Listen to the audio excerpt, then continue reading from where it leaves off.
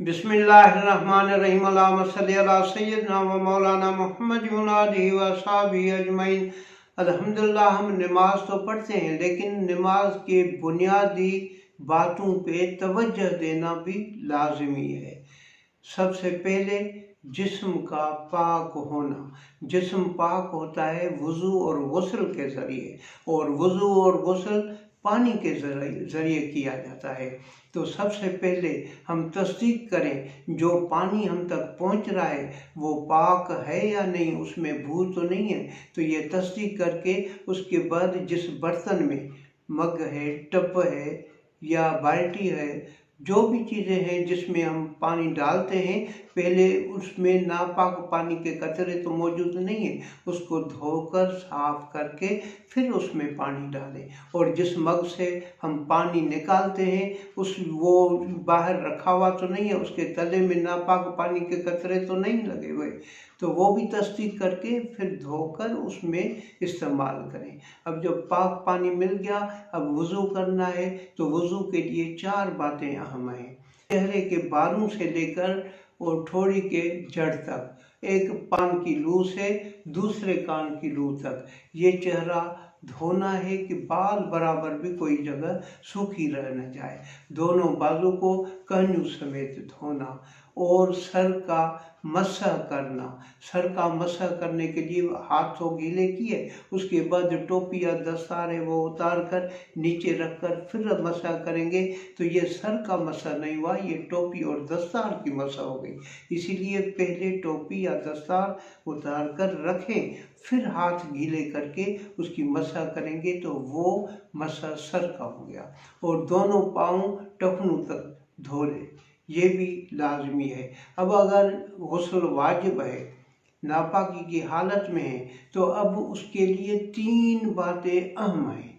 पहला तो पानी देकर गरारे करना कि हलक तक पानी पहुंचाए। गरारे करने से मुंह के अंदर वाले सारे हिस्सों तक पानी पहुंच जाएगा। उसके बाद नाक को नरम हड्डी तक पानी पहुंचाना, लेकिन पानी जब लें तो नाक को पहले साफ करें, कोई गलाजत तो नहीं है, कोई खून जमा हुआ तो नहीं है, तो वो साफ करके फिर नाक की नरम हड्डी तक पानी पहुंचाना। तीसरा है पूरे जिस्म पर पानी पहुंचाना कि बाल बराबर भी कोई जगह सूखी रह न जाए। सर के बाल हैं उसमें चिकनाई है तो उसको साबुन लगा लें ताकि पानी बालों के जड़ तक पहुंचे। और बगल वाला हिस्सा है यहाँ तक भी पानी खुद नहीं पहुंचता, ये हमें खुद तवज्जो देकर पहुंचाना है।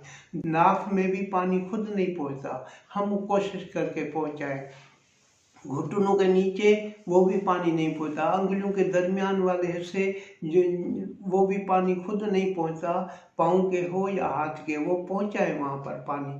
और जिस्म के वो अज़ा जो सतर में शुमार है उन तक भी खुद ब खुद पानी नहीं पहुंचता, हमें कोशिश करनी होती है कि पूरे जिस्म तक पानी पहुंच जाए। अगर हमने तवज्जो नहीं की और गुस्ल तो किया, वो नापाक भी रहे सही तरह गुस्ल अदा न करने की वजह से, तो फिर इबादत करना इबादत की तौहीन है, जो सख्त गुनहगार होगा। इसीलिए इसका तवज्जो रखना लाज़िम है।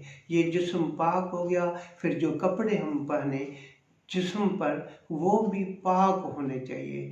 पाक कैसे होते हैं? जो गलाजत अगर कपड़ों में लग गई है तो पहले धोकर उसको साफ किया जाएगा, उसके बाद पाक पानी से एक मर्तबा धोकर निचोड़ना है, फिर दूसरी मर्तबा पाक पानी से धोकर निचोड़ना है, फिर तीसरी मर्तबा जब धोकर निचोड़ेंगे तो ये कपड़ा पाक हो गया।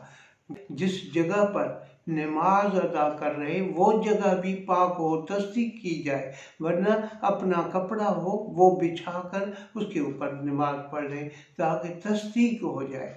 और जो कपड़े पहन रहे हैं तो सतरे औरत का ख्याल रखना है कि वो कब ऐसी जगह खुली न रह जाए। मर्द के लिए नाफ से लेकर घुटनों तक, औरतों के लिए है चेहरा, हाथ कलाई तक और पाँव टखनों तक। ये अज़ा के अलावा बाकी सारा सतर में शुमार होता है।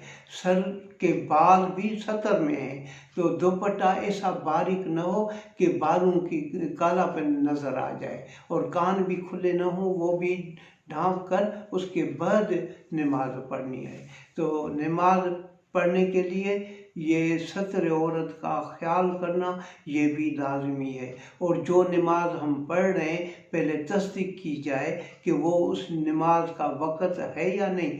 वो नमाज के वक़्त से पहले पढ़ेंगे तो नमाज कैसे होगी, या नमाज का वक्त ख़त्म हो गया बस बाद में पढ़ते हैं अल्लाह माफ़ फरमाएगा। नहीं, ऐसे नहीं, जो वक्त है वक्त पे वो नमाज अदा करनी है, और किबले के तरफ रुख करके फिर नमाज अदा करनी है। सफ़र में कभी कभी हमें अंदाज़ा नहीं होता, जिस तरफ आया नमाज पढ़ी, ऐसा नहीं। मालूम करें कि ये किबले का रुख किस तरफ है, उस तरफ रुख करके ये नमाज अदा करनी है। और फिर नियत भी कौन सी नमाज हम पढ़ रहे हैं, नफिल पढ़ रहे हैं, सुन्नत पढ़ रहे हैं, फ़र्ज़ पढ़ रहे हैं, वाजिब पढ़ रहे हैं, जो भी पढ़ रहे हैं उसकी नियत करें। किस वक़्त की नमाज अदा कर रहे हैं उसकी नियत करें। जब सही तरह ये अदायगी हो गई तो अल्लाह ताला उसी नमाज को अपनी बारगाह में कबूल फरमाए और गलतियाँ हमें माफ़ फरमाए।